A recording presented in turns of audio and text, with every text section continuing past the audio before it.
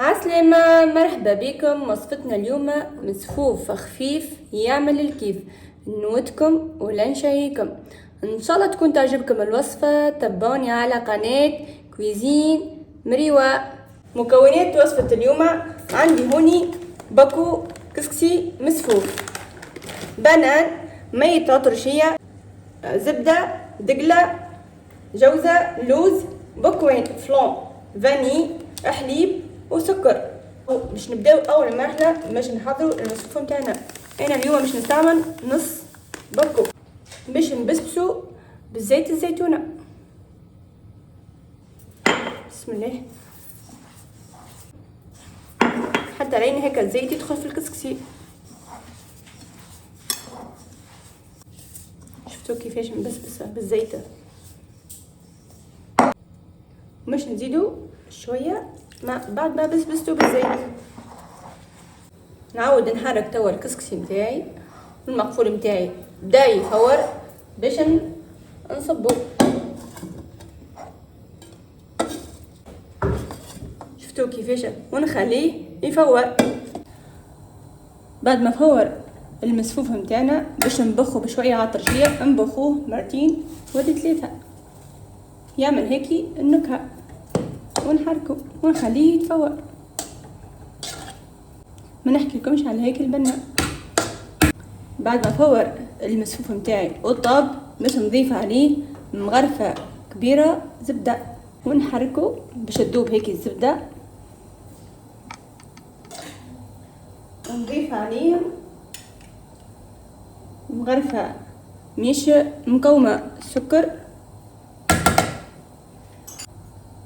مش نضيف الدقلة بعد ما قصصتها مكعبات صغيرات، ونحركهم مع بعضهم.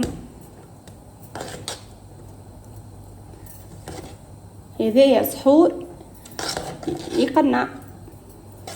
توا باش نطيب الكريمه متاعي باش نضيف لتر الحليب متاعنا. باش نضيف عليه كريمه الفاني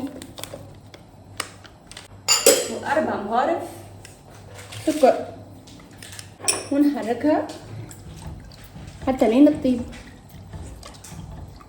الكريمه متاعي توا طابت. بعد ما كملت حضرت المسفوف، طيبت الكريمه، عملت هنا رونديلات بنان باش نعمل من فوق منهم شويه عسل باش ما يكحليش. وعندي هنا زلوز كركتو وعملته مهروش، ودقله قصصتها سيور للتزيين، والجوزه. تو باش نبداو اول مرحله باش نخلي في الصحيفه كريمه،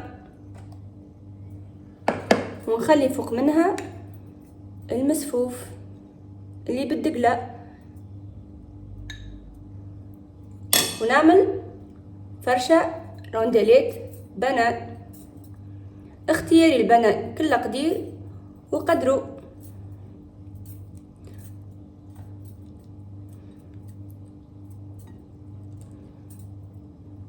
مش نزيد فوق منه فرشة كريمة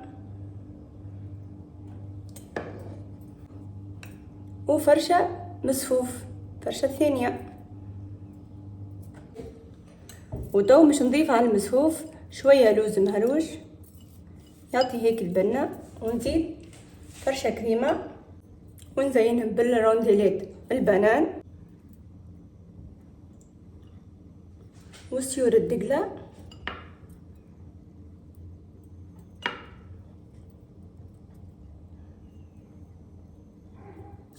كعيبات اللوز